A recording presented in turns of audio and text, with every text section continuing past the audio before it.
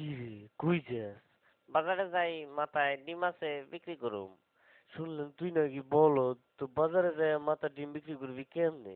এটা তুই বুঝবি না। তুই অত শুনলাম কম যাস না।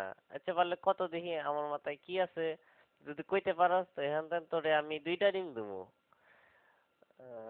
তোর মাথায় আমার মাথা দিয়ে চুলকায়।